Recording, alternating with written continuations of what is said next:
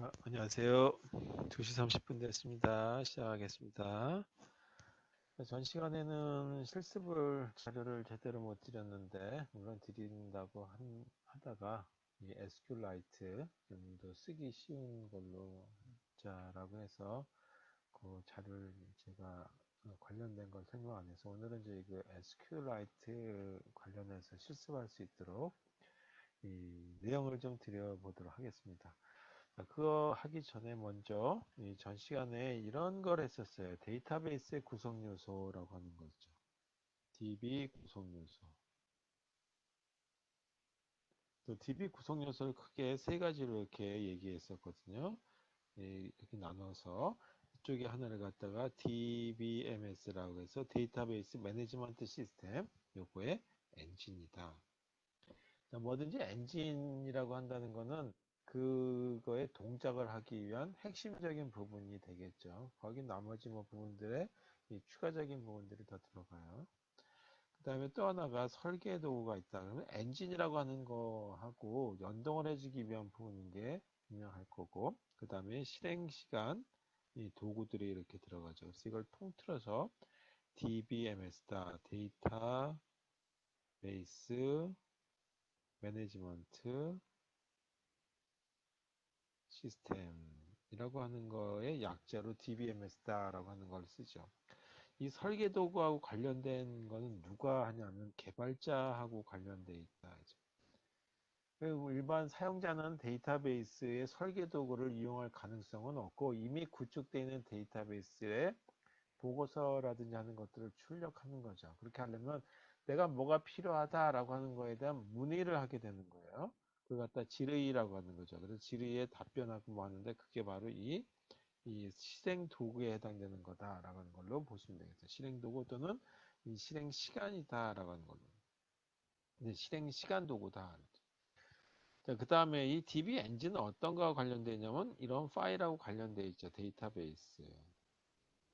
이렇게 되어 있다라고 하죠. 그래서 이 세 가지의 구성 요소에 대해서 이 전 시간에 제 그 얘기를 안 했으니까 이거에 대해서 보도록 하겠습니다. 그래서 세 가지가 DBMS의 구분이다. 그래서 일단 정리해 보면 세 가지. 하나가 이 설계 도구 시스템,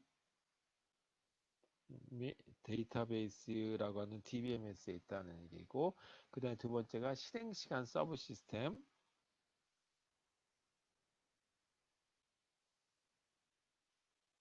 그 다음에 이 DBMS 엔진 이렇게 구분된다 하죠. 그래서 세 가지로 구분되는 걸 하나하나 자세하게는 아니고 어떤 기능들이 들어갔는지에 대해서 보도록 하겠습니다. 첫 번째, 이 설계 도구에 대한 서브 시스템을 한번 보자.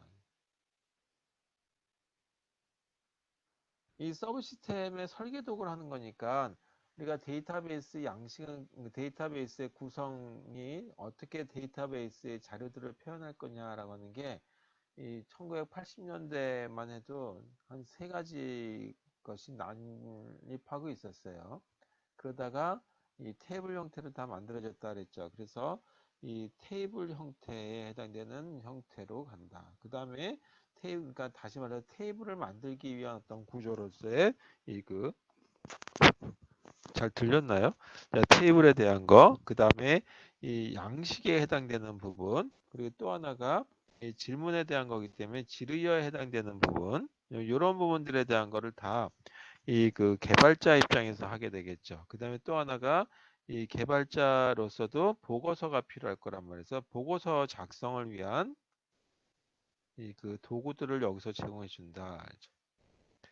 근데 또 하나가 뭐냐면 이런 걸 만들 적에 우리가 C 언어라든지 아니면 자바라든지 코틀린이라든지 하는 저희 그 다른 언어하고 연동해야 되겠죠. 그래서 프로그램 언어와 저희 그 인터페이스라고 하는 걸 제공해 준다. 따라서 저희 그 순수하게 데이터베이스만 가지고 하려면 불편한 점이 많죠. 다른 데서 나온 자료들을 갖다가 DB로 구축할 수도 있고, 또는 저희 DB에서 만들어진 것 갖다 또 저희 그 뭐 이용해 볼 수도 있고, 양식을 좀 바꿀 수도 있고 하기 때문에 이 설계 도구 서브 시스템에서는 반드시 프로그램 언어와 연결되어 있다. 그다음에 두 번째가 실행 시간에 대한 서브 시스템이다.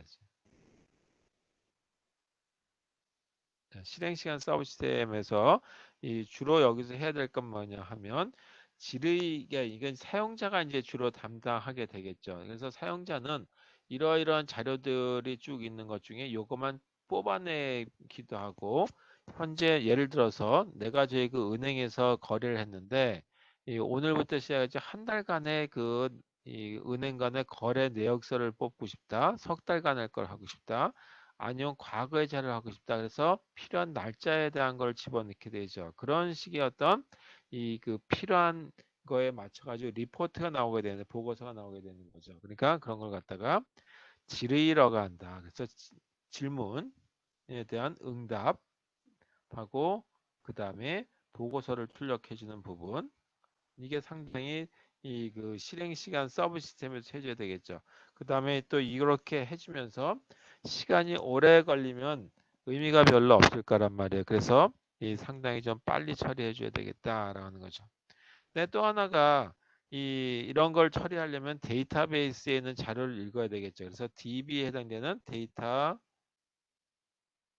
읽기, 그 다음에 쓰기, 그 응용 프로그램들이 이거 여기서 처리해 줄 것이고 또 하나가 이것도 순수하게 제 그 설계 도구에서 들어가는 프로그램 언어에서 개발자에서 필요한 부분들이 있겠지만 뭐 자바 등과 같은 또는 C++와 같은 이 그 응용 프로그램이에요. 그래서 응용 프로그램 이 인터페이스를 제공해 준다. 당연히 이런 걸 제공해 주지 않으면 굉장히 불편한 점이 있겠죠. 자, 세 번째가 DBMS 엔진인데 이거는 다 뭐냐면 운영 체제하고 연결을 해야 되겠죠. 그래서 실행 도구라든지 저기 또는 저희 그 실행 시간 요소 이런 서브 시스템으로부터 했던 요청. 그래서 이 설계 도구 또는 저희 실행 시간 이 그 요소로부터 나타나 있는 어떤 요청을 갖다가 OS에 대한 걸로 OS 명령어로 번역해 줘야 되겠죠. 오늘 명령으로 이 그 번역하시는 작업해 주는 게 이 DBMS 엔진이죠. 그러니까 실제적으로 물리적인 어떤 동작을 해주기 위해서 이 관련된 그 일을 해주는 거다. 그다음에 또 하나가 뭐냐면 데이터베이스에서 잘 쓰다가 정전이 사태가 발생했다든지 통신 차이가 발생했다든지 그랬을 때이 데이터의 제 일부는 바뀌고 일부는 안 바뀌었다는 상당히 큰 문제가 발생하겠죠. 특히 금전적인 은행에서 이 돈을 찾으려고 그러다가 이 통신 장애가 발생했다. 정전이 발생해서 ATM기 한쪽에서는 동작을 이 돈이 안 나오고 은행 본사에선 돈이 빠져나간 걸 하게 되면 상당한 어떤 이 은행의 그 신뢰성도 문제지만 이 더더욱이 이거는 범법 행위처럼 돌아갈 수도 있겠죠. 돈을 안 준 거나 마찬가지니까. 그래서 뭐냐면 한번 요청하게 되면 완벽하게 되든지 아니면 중간에 뭔가 차단이 됐어요. 그러면은 처음부터 안 한 걸로 동작해야 되겠다. 그래서 도 아니면 뭐라고 보통 얘기하듯이 하려면 하고 아니면 말고 하는 거예요. 그래서 그런 거 갖다가 원자적 동작이다라고 하죠. 그래서 원자적 동작을 해야 여기서는 반드시 저희 그 데이터베이스에 업데이트되는 부분이라든지 추가되는 부분이라든지 삭제되는 부분이 분명하게 되겠죠. 그래서 중간에 통신 장애 같은 거에 대한 대비책이다. 그래서 이게 굉장히 중요한 부분이다라고 하는 걸로 보시면 되겠어요. 그래서 이거와 관련해 가지고 우리가 많이 얘기하는 게 트랜잭션이라고 얘기하는 걸 하죠. 트랜잭션이라고 하는 건 원자적 동작과 관련된 거다. 자, 그 다음에 이 그 세 번째 관련된 건데 데이터베이스 생성하기 위한 거예요. 이 데이터베이스 생성을 하기 위해서는 먼저 데이터베이스를 우리가 이 설계자 입장에서 구축해야 되겠죠. 그리고 그 데이터베이스들이 이 테이블이라고 하는 걸로 되기 때문에 테이블 하나만 가지고 만들어지지 않을 거란 말이에요. 예를 들어서 한서대학교 있는 데이터베이스다라고 한다면 이 그 학사 업무에 관련된 테이블이 있는가 하면 또 저희 그 학생들에 대한 자료 테이블도 있고 또 학교에 있는 자재들에 대한 테이블도 있을 수 있고 강의실에 대한 수업 관련된 것도 있을 수 있고 상당히 많은 테이블로 구성되겠죠. 뭐 이런 것들로 다 구성되기 때문에 그런 데이터베이스를 생성하기 위해서는 어떻게 할 것이냐라고 하는 거예요. 그런 걸 전반적으로 뭐라고 얘기하냐면 개요라고 얘기하겠죠. 그래서 그걸 개요라고 하는데 전체적인 흐름이다라고 해서 이 스킴이라고 얘기하지 않고 스키마라고 얘기해요. 그걸 갖다가 스키마가 개요라고 한다. 일단 먼저 이렇게 보죠. 데이터베이스를 생성하기 위해서는 데이터베이스의 어떤 구조를 알고 있어야 되겠다. 그 데이터베이스 구조가 필요하고 전체적인 구조겠죠. 그 다음에 그 구조에 해당되는 테이블, 예를 들어서 인사과다 그러면 인사과에 들어가 있는 테이블이 있겠죠. 직원들에 대한 테이블, 그 중에서도 과장급에 대한 테이블, 신입사원에 대한 테이블, 인사라고 하는 거에 지금 승진 대상자에 대한 거 테이블, 그런 걸 그냥 보게 되면 소속 테이블이라고 하는 말로 써보자 하죠. 테이블이 하나가 아니라 여러 개죠. 그 다음에 그 테이블이 그러니까 하나의 표가 만들어진데 그 표 A라고 하는 표와 B라고 하는 표의 관계가 어떻게 되느냐라고 하는 거죠. 예를 들어서 이제 조금 이따가 얘기하겠지만 어떤 운동 체육 동아리 활동을 하는데 이 동네에서 동아리 활동한다라고 한번 보죠. 그럼 동아리 회장들이 있어요. 그리고 동아리 회장들이 이 운동 기구들을 빌렸다라고 했을 때 동아리 회장들에 대한 어떤 목록들에 해당되는 테이블이 필요하고 그 다음에 운동 기구를 만약에 이제 그 체육관에서 빌려준다라고 했을 때 어떤 운동 기구들이 있는지에 대한 거 대여 관계 뭐 그런 것들이 만들어질 수 있겠죠. 그리고 이 어떤 그 체육 동아리 회장이 무슨 그 제품들에 대한 그 운동 기구를 빌렸는지에 대한 것. 그래서 그걸 하나로 만드는 것이 아니라 여러 개를 만들어 놓고 테이블을 여러 개 만들어 놓고 필요시 그 두 개의 테이블 또는 세 개의 테이블 여러 개의 테이블이 연동하게 만들어 줘야 되겠죠. 그래서 그걸 갖다가 관계라고 이렇게 한다. 그 다음에 또 하나가 뭐냐 하면 사람이다라고 했을 때 여기서 예를 들어서 동아리 회장이다. 그럼 동아리 회장들끼리 쭉 있겠죠. A라고 하는 홍길동이라고 하는 동아리 회장. 그 다음에 장길상이라고 하는 동아리 회장. 뭐 이런 식으로 있겠죠. 그런 걸 갖다가 얘기할 수 있고. 그 다음에 그 동아리 회장에 그 전화번호들이 전화가 있으니까 전화번호 있겠죠. 그래서 그런 것들 전화들은 전화들끼리의 묶음.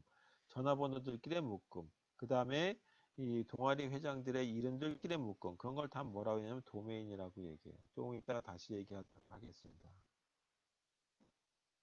자, 그다음에 또 하나가 이 어떤 규칙이 있겠죠. 데이터베이스에 이런 관계를 갖게 되면 규칙에 관한 게 정해지는데 이 규칙을 정의한다. 이게 데이터베이스의 일단 첫 번째 생성하는 거죠. 이런 것들을 전체적으로 뭐라면 이걸 통틀어서 이를 데이터베이스 이 스키마라고 불러요. 이런 걸 스키마라 한다라고. 여기서 스키마라고 하는 거는 뭐냐면 스키마라고 했는데 이 보통 이제 영어권 사람들도 스키마라는 말 잘 안 쓰는 것 같아요. 이 개요라고 하는 뜻이죠. 우리가 개요라고 하면 그냥 그 브로드 개념이다라고 하는 걸로 해서 이 그냥 개념이라는 얘기에 쓸 수도 있는데 이 그 특별하게 데이터베이스에서는 이 어떤 이제 이 잘 쓰지도 않는 용어를 하나 갖고 와가지고 이 그 스키마란 말을 쓰기 시작했다. 자, 그래서 첫 번째, 그러면 뭐가 스키마인지에 대한 걸 한번 보죠. 다시 말해서, 이 스키마의 그 예를 하나 보죠. 예. 예. 이제 이렇게 된다는 얘기는 뭐냐 하면, 이 전체적인 개요를 한다, 본다는 얘기죠. 그래서 예니까 이런 걸 한번 아까 얘기했듯이 체육 동아리에 대한 걸 가지고 한번 운동 동아리 또는 체육 동아리 활동에 대해서 보도록 하죠. 동아리 활동에 대한 걸 한번 보자. 그래서 활동을 해주는데 이 그 활동하기 위해서는 이 동아리의 저희 그 회장들이 모든 저희 그 운동 기구들을 다 갖고 있을 수가 없죠. 축구공도 갖고 있고 그 다음에 뭐 축구 장까지 갖고 있을 수 없는 거란 말이에요. 그래서 활동 후원 시스템이다라고 하는 거에 대해서 보죠.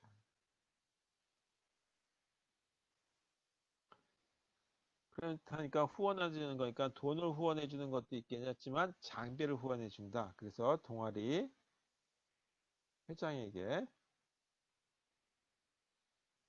이 대여한 이 그 운동 장비에 대한 걸 가지고 한번 보자. 그 운동 장비 이 목록에 대한 관리를 하기 위해서 이 그 스키마는 어떻게 할 것이냐? 관리를 위한 이 스키마. 다시 말해서 이 개요는 어떻게 만들어야 되겠느냐? 이제 전체적인 데이터베이스의 개요를 한번 보자.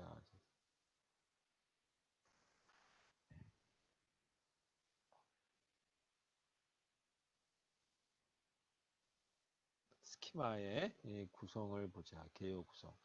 자, 먼저 이렇게 하려면 테이블로 만든다라고 얘기했어요. 하나의 테이블로 만드는데 일단 두 개의 테이블로 저희 그 테이블 하나하나 가지고 그 테이블 간의 연동 관계를 만든다 그랬죠. 그럼 하나는 캡틴이라고 하는 이름으로 동아리 회장의 이름을 캡틴이라고 부르자.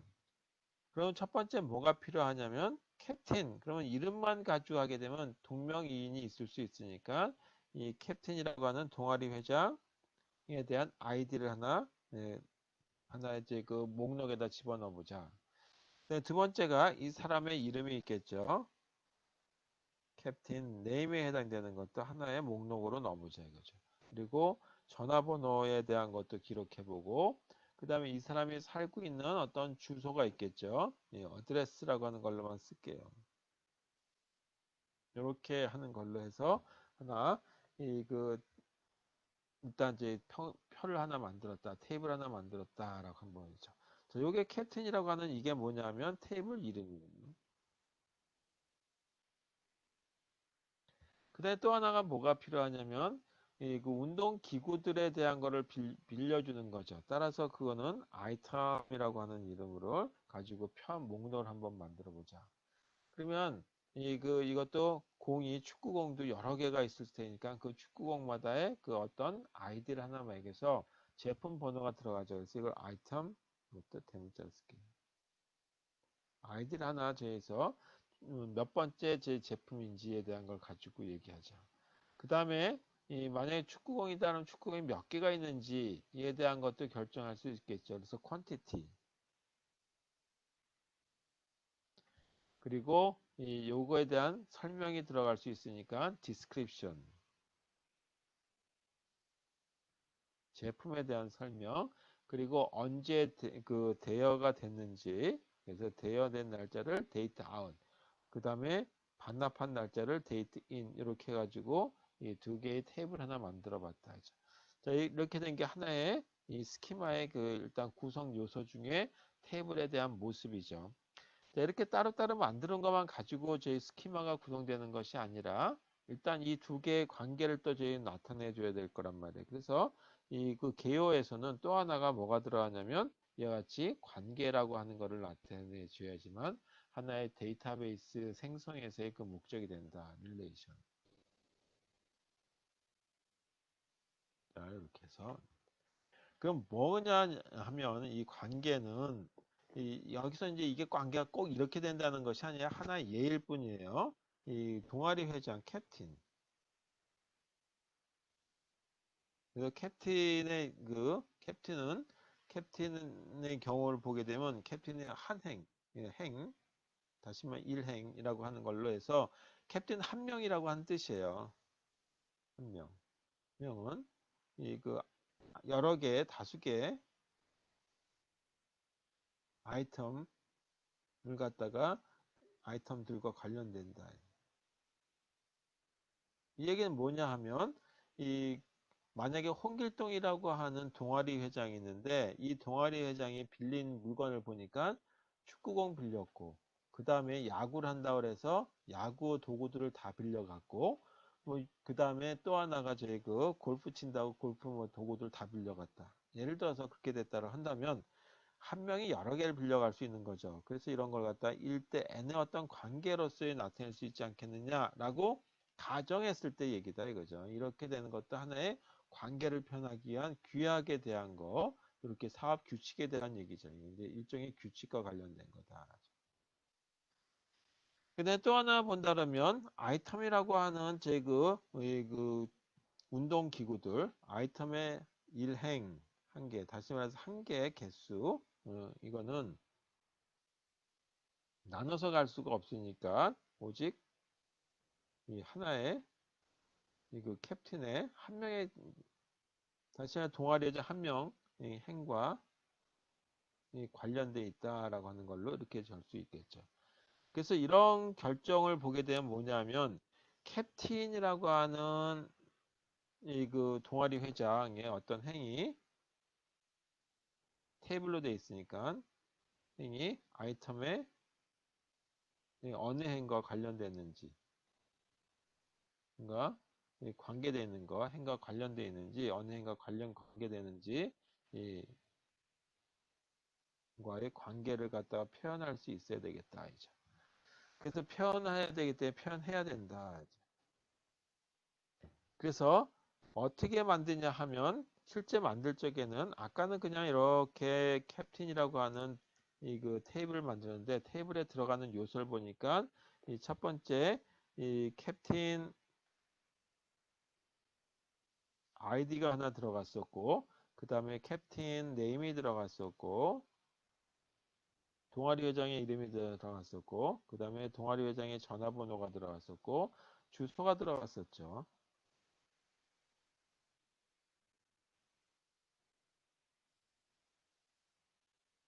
자, 이렇게 이 캡틴이라고 하는 거에 대한 이 데이터베이스를 관련해서 만들기 위한 표가 하나 만들어졌다.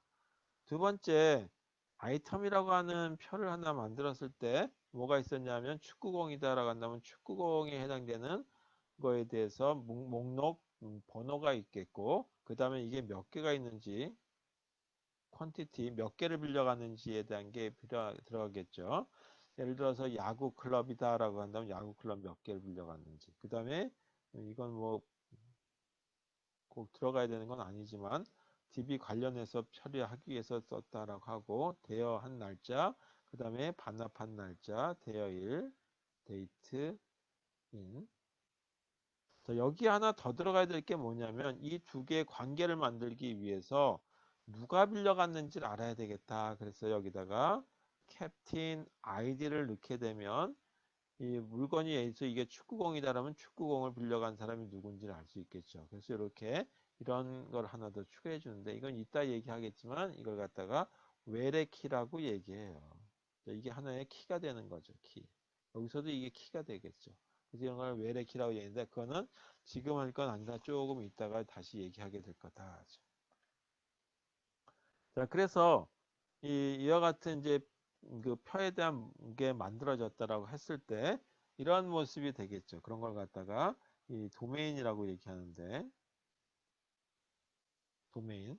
이 도메인이라고 하는 거는 뭐냐면 한 개의 열을 갖다 나타낸다. 표로 나타냈을 때 열이 가질 수 있는 값들,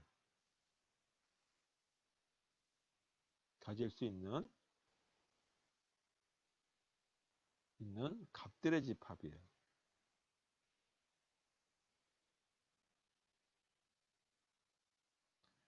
자, 예를 들어서 이 그 아이템이라고 하는 테이블이 있었다라고 한번 해보죠.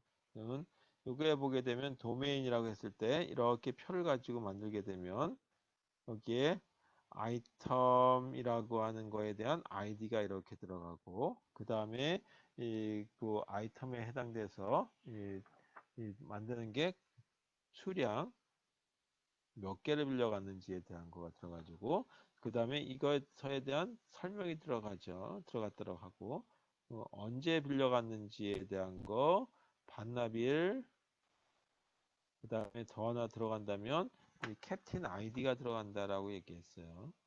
뭐 이렇게 됐다라고 했을 때 여기에 예를 들어서 아이디가 30번 그 다음에 40번 뭐 이렇게 들어갔다라고 하고 여기에 두 개, 네 개 뭐 이렇게 들어갔다라고 했을 때 이 한 줄에 해당되는 이 열, 이걸 뭐라고 얘기냐면 아이템 아이디와 관련된 도메인이다. 이걸 아이템 아이디 관련 도메인이다라고 얘기죠. 따라서 아이디로서 쓸 수 있는 건 뭐냐? id의 어떤 집합은 뭐냐라고 하는 거죠. 집합. 이거는 번호로 돼 있으니까 순수하게 정수로만 쓸 것인지, 때로는 또 여기에 이 그 숫자에다 문자까지 들어가는 경우들도 없지 않아 있을 수 있겠죠. 뭐 이런 식의 것들을 대한 걸 갖다가 도메인이라고 얘기한다. 그다음에 마지막 저희 그 사업 규칙이 있었죠. 그 사업 규칙과 관련된 거는 아까 표와 관련된 거고, 그다음에 뭐 미납 사항이 있는지 없는지에 대한 얘기를 이렇게 얘기할 수도 있겠다라고 하는 걸로 나타내면 되겠어요. 자, 그다음에 뭐 이런 테이블 구성하기 위해서 어떻게 할 것인지에 대한 거는 일단 저희 그 오늘은 저희 그 여기서 일단 정리하는 걸로 하고, 이 그 이제 어떻게 저희 그 데이터베이스를 쓸 것인지에 대한 걸 가지고 얘기하기 위한 걸로 넘어가도록 하겠습니다.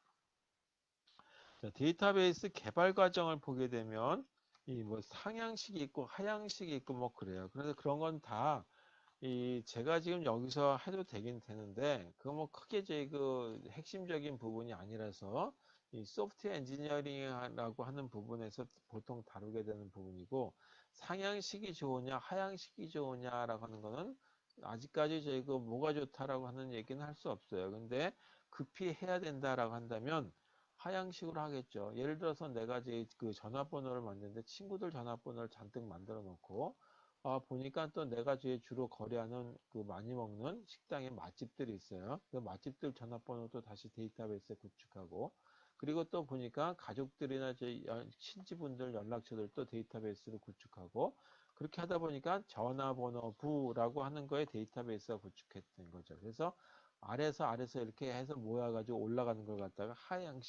상향식이다라고 얘기하겠죠. 그래서 상향식을 만들게 되면 굉장히 빨리 만들 수가 있어요. 자기 필요한 것들만 하면 되는데, 나중에 전화번호라고 하는 걸로 해가지고 전체적인 데이터베이스를 구축하려고 보니까 아래쪽하고 좀 이 필요 없는 부분들, 생략해야 될 도메인들, 뭐 그런 것들이 만들어질 수가 있겠죠. 표가 그 중복되기도 하고, 또 잘못하게 되면 이 삽입 삭제하는데 여러 번 삭제를 해야 된다든지 업데이트해주는 문제가 발생할 수도 있어요. 그래서 가능하다면 하향식을 처음부터 만들게 되면 전화번호부라고 하는 걸 만들고, 전화번호부에는 내 친구들 것도 있을 때고 맛집 것도 있고, 그 다음에 친지분도 있고, 그 다음에 나하고 거래하는 사람들 것도 있고, 뭐 아니면 제 이 응급 상황에서 할 전화번호라든지 뭐 그런 것들까지 다 목록해가지고 체계적으로 만들고 갖다 하향식이라고 얘기하는데, 어느 게 더 좋은지는 모르겠지만 제대로 만든다라면 하향식으로 하는 것이 좋겠죠. 그래서 하향식을 하게 되면 재작업이나 하는 그 데이터베이스라고 하는 테이블을 다시 구축하는 데 생기는 위험성은 좀 줄어들지 않겠느냐라고 하는 거죠. 뭐 그렇게 위험성이라기보다 그런 어떤 그 불편한 점. 그래서 하게 되면 하향식의 경우는 일관성을 가질 수가 있는데, 상향으로 올라가는 건 일관성이 없을 수가 있다라고 하는 걸로 보시면 되겠어요. 뭐 그 정도만 가지고 보면 되겠죠. 이렇게 해서 결국은 뭘 하기 위한 거냐 하면, 데이터베이스라고 하는 거를 실제 데이터에서 구축하기 전에 뭔가 이런 이 모델이라고 하는 걸 구축해야 되겠죠. 그래서 항공 데이터베이스다라고 하는 거냐면 항공과 관련된 어떤 자료들을 하기 위해서 어떤 것들을 만들 것인지에 대한 구축하기 위한 그 계획을 잡아두는데, 그걸 갖다 모델링이라고 얘기한다. 그건 다시 얘기해서 뭐뭐 필요한 거에 대해서 데이터베이스를 구축하는 거니까 요구사항 분석이다. 그리고 그 요구사항을 다 집어넣어 준다라고 하는 거죠. 그래서 이런 걸 갖다 상향식이냐 하향식이냐라고 하고 관계없이 모델링이라고 하는 거하고 관련해서 이제는 얘기를 해야 되겠죠. 이 모델링.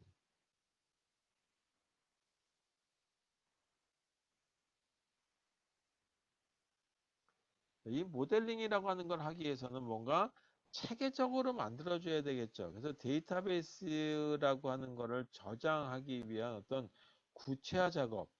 여기서 이 데이터베이스에 대한 저장, 이 대상, 어떤 걸 할 것인지에 대한 구체화 작업하기 위해서 해주는 게 모델링이다. 그냥 그냥 바로 만들면 되겠죠. 경험이 만든 사람들은, 많은 사람들은. 근데 그렇게 한다고 하더라도 나중에 세월이 지나면 어떻게 했는지 잊어버리기 때문에 이 그 모델을 잘 정해고 그걸 갖다가 하나의 기록으로 남겨놓고 그리고 나서 세월이 지나서 다른 업체에서 개발한다든지 다른 사람이 한다든지 또는 본인이 한다고 하더라도 잊어버리지 않을 수 있겠죠. 금방 또 저희 이 내가 어떻게 했구나라는 걸 갖다가 기억을 찾아낼 수가 있을 거란 말이에요. 그래서 이와 같이 이 구체화제가 펴지기 위해서 이 하나하나 이 데이터베이스에 맞춰가지고 내가 지금 오라클을 쓰고 있으니까 오라클에 맞는 구체화가 아니라 일반적인 데이터베이스에 구체해 준다. 그래서 구체화 작업하고 또 하나가 이 데이터라고 하는 거에 대한 이 그 구조라고 하는 건 어떤 건지 그 다음에 또 하나가 이 데이터 간의 어떤 그 간의 이 관계에 대한 것도 알고 있어야 되겠죠. 이걸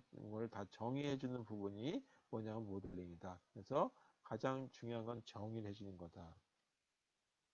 이걸 하기 위해서는 모델링을 하기 위해서는 단체 그 어떤 경험 이렇게 나가는 추측 과정이 필요해요. 그래서 모델링의 어떤 구축이라고 하는 거는 이 추론 과정을 거친다 하죠.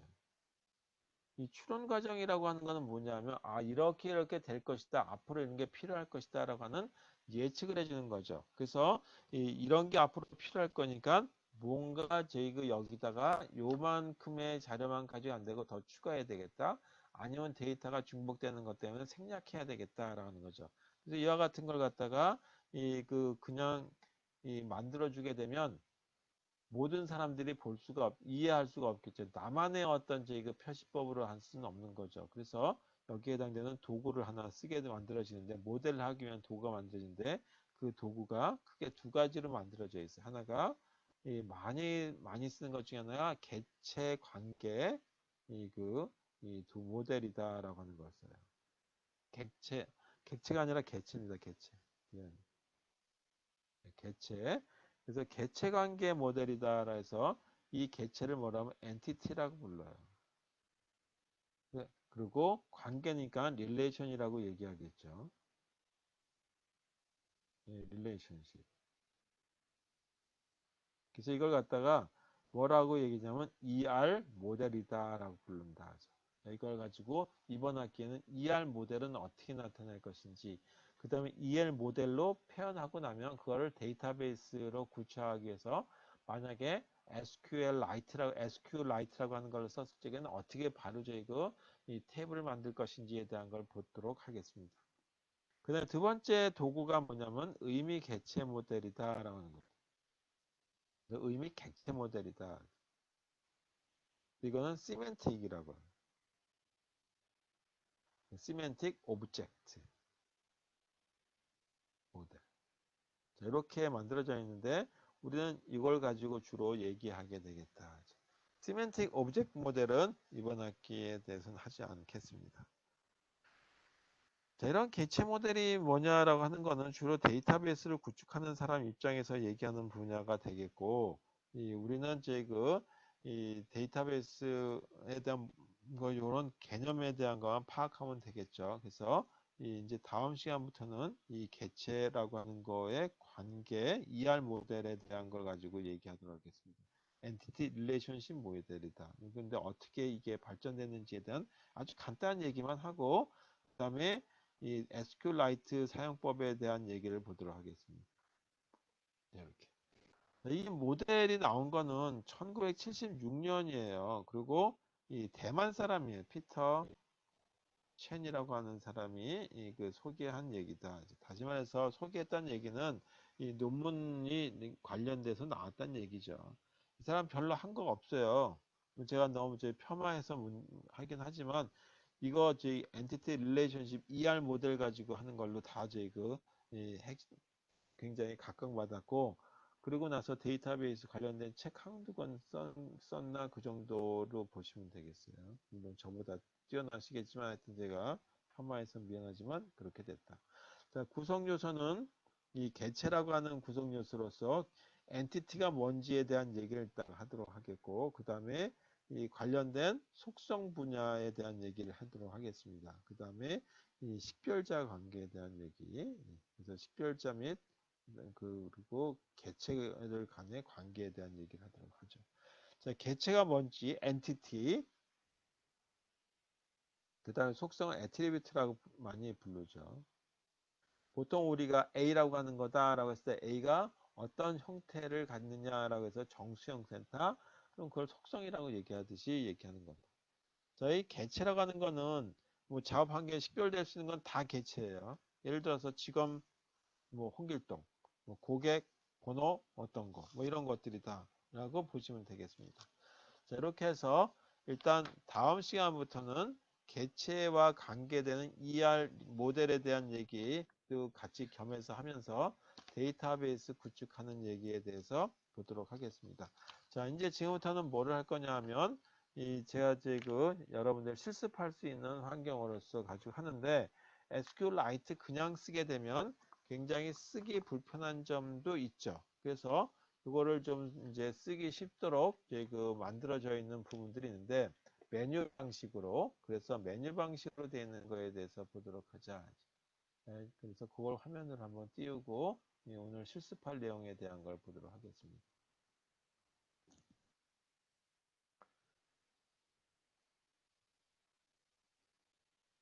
네, 실습 2를 보게 되면 이 저번 때 그 SQLite 3라고 하는 거를 다운로드 받아가지고 풀면 되긴 되는데 그것만 풀게 되면 이 CMD 화면에서만 쓸 수 있는 커맨드 명령어로밖에 못 써요. 메뉴 방식으로 못 쓴다 이거죠. 그래서 DB 브라우저라고 하는 걸 더 추가해가지고 SQLite라고 하는 데다 더 덧붙여서 이걸 이제 설치하게 되면 이 메뉴 방식으로 데이터베이스에 대한 거를 쓸 수 있도록 지원해 주기도 하고 또 여기 안에 보게 되면 이 그 SQL이라고 하는 그런 문을 그냥 바로 쓸 수도 있게 돼 있어요. 그래서 요거는 이제 그냥 SQLite 3.exe라고 하는 거에 대한 확장형이다라고 하는 걸로 보시면 되겠습니다. 이게 조금 이제 업데이트가 돼가지고 DB 브라우저 SQLite가 있고 DB 브라우저 SQL 사이트 그러니까 이제 그 사이퍼라고 해가지고 이 암호화되어 있는 걸 가지고 할 수 있는 것까지 두 가지로 저희 이제 다운로드 받을 수 있게 돼 있더라고요. 설치하는 과정에서. 우리 이제 뭐 암호화돼 있고 뭐 그런 건 다 필요 없고 DB 브라우저 SQLite만 가지고 하도록 하겠습니다. 이거 어떻게 쓰는지 조금 이따 보도록 하고 그 다음에 이걸 쓰게 되면 이런 것들 가지고 데이터베이스를 구축해 주게 되는데 이거 어떻게 되는지는 일단 이제 제가 자료를 이제 이렇게 된 걸 갖다가 이 클래스에 올려놨으니까 이거는 조금 이따가 얘기하도록 하고 DB 브라우저라고 하는 거가 어떻게 생겼는지에 대한 걸 보도록 하겠습니다. 자, DB 브라우저의 생긴 모습을 보게 되면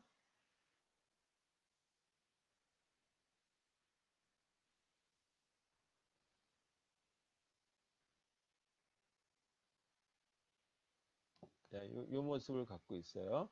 자, 이렇게 세 부분으로 나눠져 있고 왼쪽 부분에 좀 커다란 부분이 있죠. 여기서 보게 되면 데이터베이스 구조, 데이터 보기, 프라그마, SQL 실행 뭐 이렇게 돼 있고 이쪽에 보게 되면 셀 수정 뭐 이렇게 나왔고 이 부분이 보게 되면 결과가 나오는 부분이에요. 그래서 우리가 주로 하는 부분은 이 부분에 해당되는 것만 쓰게 된다라고 하는 걸로 보시면 되겠어요. 자, 일단 하나 우리가 만들 적에는 데이터베이스가 표라고 하는 걸로 다 구성이 되기 때문에 데이터베이스를 구현하기 위한 어떤 작업에 대해서 이런 방법을 한번 한다. 먼저 여기서 시작하고 그 다음에 이 데이터베이스에는 DB 브라우저라고 하는 걸 대한 SQLite 실행하고 나면 이런 화면이 뜬다라고 얘기했죠. 그러고 난 다음에 첫 번째 뭐냐면 데이터베이스가 만들어져 있으면 그걸 갖다가 불러다 쓸 것이고 그렇지 않으면 데이터베이스를 우리가 개발자 입장에서 하나 만들어 놔야 되겠죠. 그래서 데이터베이스에 대한 걸 하나 만들어 보자. 그러면 먼저 이 새 데이터베이스를 하나 구축할 거면 이걸 클릭하시고 그 다음에 데이터베이스가 데이터스에 해당되는 걸 만들면 되는 거고, 없으면 위와 같이 이제 새로운 데이터베이스를 저장할 부분을 찾으면 되겠어요. 예를 들어서 나는 템프라고 하는 데다 집어넣겠다라고 합니다. 그래서 C 밑에 이 템프라고 하는 템플릿 폴더가 있어서 여기다 한번 넣어보려고 해요. 이거 제가 조금 전에 넣은 건데 샘플 db 1.db라고 하는 게 있었죠. 여기 이렇게 생긴 거다. 이걸 다른 이름을 한번 넣어볼게요. s라고 하는 이름을 넣어볼게요. 샘플 db s.db 여기서 뒤에 확장자는 db라고 하는 이름으로 들어가 있죠. 여기 데이터베이스 SQLite 데이터베이스의 확장자는 db 또는 점 찍고 SQLite 또는 SQLite 3번 또는 db3 이렇게 다 있다. 그러니까 가장 간단한 게 좋겠죠. 그래서 db라고 하는 걸로 해서 결정을 한번 해봤어요. 자, 이렇게 해서 만들고 나면 이 데이터베이스는 하나의 표를 만드는 것이 아니라 여러 개의 표로 구성되어 있고 그 표들 간의 관계를 나타낼 수도 있게 만들어져 있다. 그래서 첫 번째 테이블 이름에 해당되는 걸 한번 만들어 보자. 그래서 테이블 이름을 여기다가 여러분들이 입력하시면 돼요. 그래서 테이블 이름을 예를 들어서 그룹 TBL이라고 써볼게요. GROUP TBL. 자, 이 화면 보이세요? 자, 이렇게 하시고 그 다음에 이제 이름은 이렇게 정했죠. 그리고 난 다음에 이 테이블에다가 여러 개의 자료를 집어넣기 위해서 뭐 하기 위한 방법이 add라고 하는 걸 클릭합니다. 그러면 이 필드명이 있는데 이게 바로 뭐냐 하면 필드명이 도메인의 종류에 대한 이름이다라고 보시면 되겠어요. 하나의 이 열에 해당되는 이름이다. 자, 한번 볼게요. gname이라고 한번 써볼게요. 오늘 G를 얘기해서 들어갔죠. 그 다음에 이름이니까 정수보다는 이 그 문자가 좋겠죠. 그래서 텍스트라고 쓰면 되겠고 이 여기에 보게 되면 여기 한번 이렇게 클릭해 볼게요. not null이라고 하는 뜻이기도 하고 그다음 요걸 하고 pk라고 쓰게 되면 또 뭐라냐면 프라이머리 키라고 하는 걸로 설명 나온다. 키라고 하는 값이다. 그다음 요걸 쓰게 되면 이렇게 해서 자동 증가되는 거냐 아니냐에 대한 얘기다라고 보시면 되겠죠. u는 유니크한 네임으로 번호를 쓸 거냐 다시 말해 아이디 같은 경우는 유니크해야 되겠죠. 그런 건데 여기서는 지금 설정할 게 아니니까 이렇게 하는 걸로 결정하도록 하겠습니다. 그래서 첫 번째 이 표에서 하나의 열을 나타내기 위한 부분 이런 걸 갖다가 뭐라냐 필드라고도 그러지만 때로는 또 도메인이라고도 얘기한다. 도메인 네임이다. 그렇죠? 그다음에 또 하나 또 추가할 게 있으면 add를 누르시면 되겠고 g 넘버라고 하는 이름으로 써볼게요.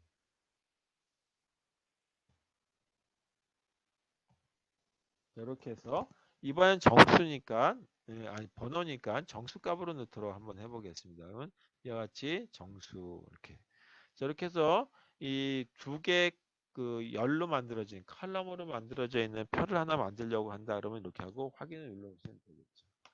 자, 그랬을 때 이 실제 저희 그 여기 스키마라고 하는 말이 나오는데 이 스키마라고 하는 게 개요라고 얘기했죠. 그 개요 보게 되면 이러한 표를 만들 거다. 표 이름은 그룹 TBL이고 그 다음에 그 안에 들어가는 테이블에 보게 되면 하나는 gname이라고 하는 이름으로 들어가고 그때 들어가는 값들은 정수값 여기 잘못 넣었네요. 텍스트인데 자 이거 수정하면 될 거고 그 다음에 gnumber는 인티저로 들어갈 거다. 이렇게 되면 되겠죠. 이거 수정하면 돼요. 그건 나중에 그건 그렇다고 치고 그래서 이런 것들에 대한 것들이 만들어지는 이 크리에이트니 뭐 이런 것들이 이 현재적인 모습이고 이런 이름이 일종의 하나의 SQL 명령이기도 하고 개요 전체적인 테이블의 개요다라는 걸로 보시면 되겠어요. 자, 그 다음에 또 뭐를 할 거냐면 이와 같이 이 두 개에 해당되는 칼럼이 있었는데 그 칼럼에다 데이터 값을 집어넣으려고 한다라고 했을 때 그때 하는 방법이 데이터를 갖다가 입력해 주는 부분들이에요. 그래서 그게 뭐냐면 데이터 보기라고 하는 거를 클릭하시고 그러면 gname하고 gnumber라고 하는 부분이 있죠. 여기다 값을 집어넣어 주시면 돼요.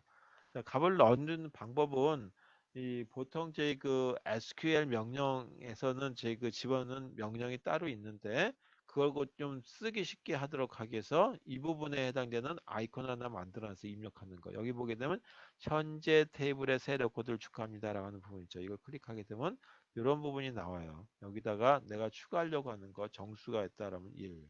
그 다음에 넘버에 만약에 100. 뭐 이런 식으로. 그다음에 더 추가하고 싶다. 그러면 이거 다시 이렇게 해서 2. 그리고 여기에 뭐 300. 이런 식으로 집어넣는다 하죠. 자, 이렇게 해서 만들고 나면 하나의 표가 만들어졌는데 표에 이런 하나의 세로 줄 이걸 뭐라 하냐면 도메인이라고 얘기한다. 도메인 이름은 Gname. 그 다음에 이쪽 도메인 네임은 Gnumber 이렇게 만들어진 거다 이거죠. 그래서 두 개의 도메인으로 만들어져 있는 표인데 이 표의 이름은 뭐냐면 그룹 TBL이라고 하는 거다 이죠. 표가 하나밖에 없는 데이터베이스를 만든 거다라고 보시면 되겠어요. 자, 그 다음에 이것들을 저장하면 되겠죠. 저장하는 방법은 파일 누르시고 변경사항에 대한 거를 저장하면 돼요. 자, 이렇게 해서 저장까지 하고 정말 제대로 동작했는지 궁금하다라고 한다면 여기 SQL 실행이라고 하는 부분 있죠. 이걸 클릭하시고 여기다가 SQL 명령을 쓰시면 되는데 SQL 명령은 아직 안 배우셨으니까 이따가 제 그 몇 주 후에 해보시면 되겠어요. 그래서 여기다가 SQL 명령이 있다라고 가정하고 select라고 하는 문장이 있고 그 다음에 별 표시라고 하는 것은 전체를 보겠다는 얘기고 어떤 테이블에서 볼 것인지에 대한 테이블 이름을 쓰면 돼요. 테이블 이름이 이게 있었죠. 그룹 TBL 이렇게 하고 그룹 TBL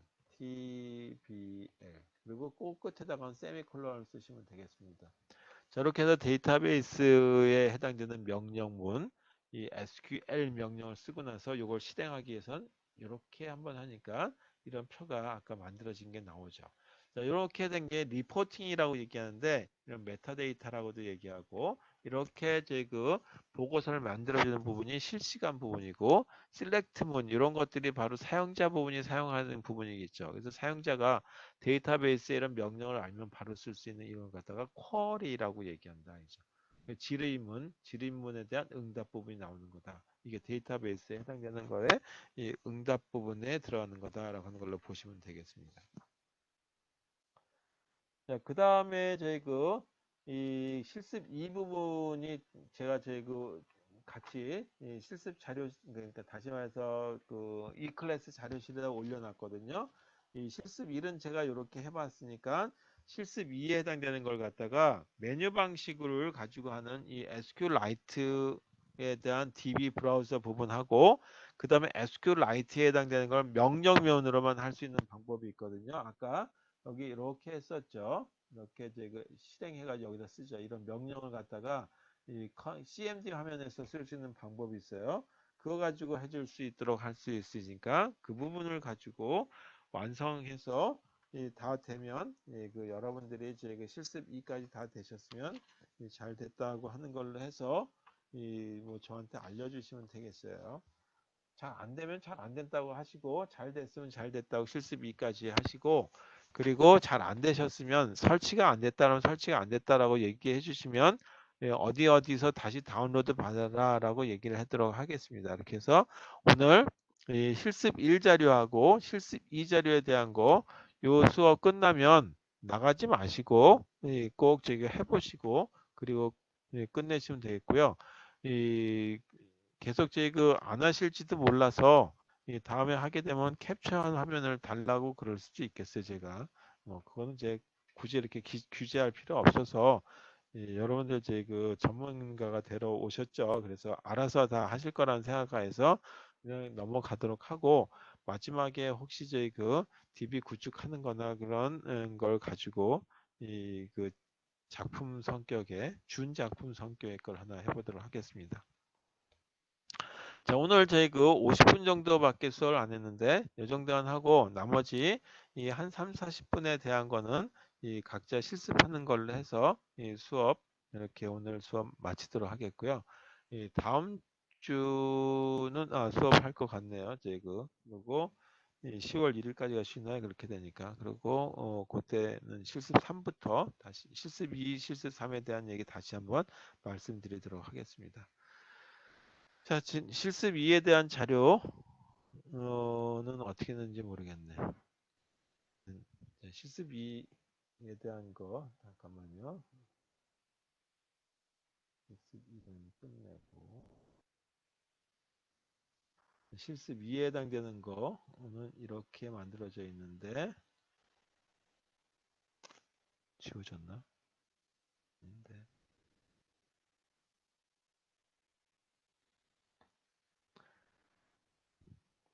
이게 실습 2예요.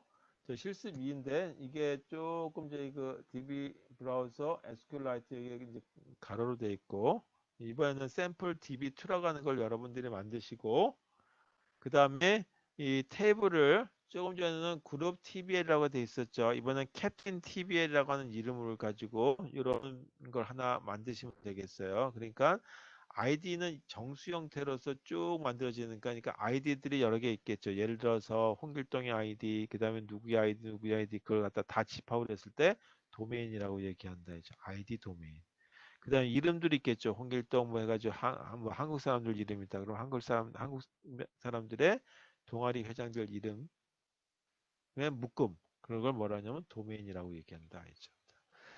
자, 그 다음에 이 그 탭을 수정 뭐 이렇게 이제 집어넣고 여기에 보게 되면 이 그 프라이머리 키라고 해가지고 캡틴 아이디를 나중에 아까 전에 찍는 부분이 있었는데 이게 이제 그 아이디가 이 검색하기 쉽게 하나하나 다 제 구분이 갈 때 프라이머리 키라고 얘기하거든요. 그 프라이머리 키를 가지고 이 여기다 설정해 주도록 만들어는 어떻게 할 것인지에 대한 거. 자, 이런 화면이 나왔죠. 이거 작년의 화면이라서 조금 틀린데 이렇게 만들어졌다라고 하는 걸로 보시고 SQL 명령 실행하는 걸 여기다 이렇게 쓰셔도 돼요. 아까 저희가 이 만든 걸 갖다가 이 탭을 만든 메뉴 방식으로 하지만 이 그 메뉴 방식이 아니라 SQL 명령 가지고 할 적에는 이렇게 쓰시면 돼요. create table이라고 하는 것까지 키워드로 쓰시고 그 다음에 이 아이템 트랙 TBL이라고 하는 이름으로 새로 저희 그 테이블을 만들고 싶으면 이렇게 아이템이라고 하는 테이블을 만들고 그다음에 여기다가 하나 뭐를 더 집어넣냐면 이 그 만약에 그 운동 기구를 갖다가 동아리 회장이 빌려갔을 때 어떤 동아리 회장이 빌려갔는지를 관련해서 만들기 위해서 넣는 키가 들어가는데 그걸 갖다가 외래 키라고 얘기한다. 다른 데서 이 프라이머리 주 키가 됐을 때 그걸 갖다 외래 키라고 써요. 그리고 이런 식으로 이 그 SQL 명령문이 생겼다라고 하는 걸로 보시면 되겠습니다. 그와 똑같은 방법을 가지고 보게 되면 여기에 이렇게 생긴 표에 이 그 외래키라고 하는 부분에 대한 표시가 이렇게 캡틴 이렇게 나타나게 됩니다. 그리고 표를 갖다 이렇게 집어넣으시면 되겠어요. 그러면 하나의 표 하나는 캡틴이라고 하는 동아리 회장에 대한 거. 그 다음에 또 하나가 뭐냐 하면 아이템 트랙이라고 해가지고 운동기구에 대한 걸 표. 두 가지가 있겠죠. 그래서 두 가지 표에 대한 걸 이렇게 따로따로 만들어 보고 나중에 이제 운동기구를 누가 빌려갖고 언제 반납했고 뭐 그런 것들을 쭉 골라낼 수 있겠죠. 그런 것들은 하나의 소프트웨어 가지고 또 나중에 해줘야 되겠다. 이렇게 되는 것까지만 해서 실습 2까지 하시고 그리고 다 되셨으면 예, 뭐 저한테 잘 됐다고 얘기하시고 잘 안 되신 분들은 잘 안 된다고 어떤 게 원인인지 아니면 설치가 안 됐으면 설치가 안 되는 걸 좀 얘기하시고 이 설치가 잘 됐는데 뭐가 문제가 있다는 그거까지만 얘기해 주시면 되겠어요. 그리고 혹시 여러분들 간에도 제 그 뭐 1학년이 아니라 서로 얼굴들 알고 이름들 잘 알죠. 그래서 이 웹엑스든 아니면 다른 걸로 간에 잘 되신 분은 서로 간에 좀 제 그 이 대화를 좀 이 컴퓨터 간에도 대화를 좀 나누셔가지고 하시면 되겠고 시간이 되면 일단 아마 10월 중순 이후에 되면 대면 수업 위주로 갈 것 같은 예상도 들어요. 그래서 그때 되면 다 제 그 학교에서 수업하도록 하고 그때도 저희 그 대면 수업이 이제 그 뭐 수업 재량으로 넘어간다. 담당하시는 분의 재량이다 한다면 그냥 쭉 가다가 11월에는 일단 사항을 봐서 결정하도록 하겠습니다. 아마 10월 말, 11월 초 그때 되면 백신이 나올 것 같아요. 뭐 하여튼 전 잘 모르겠지만 하여튼 뭐 제 예상이다 이거죠. 그래서 오늘 수업 여기까지 하도록 하겠습니다. 자, 꼭 요거 실습해 보시고 그리고 이제 컴퓨터에서 나가시면 되겠습니다. 고생하셨어요. 끝내겠습니다.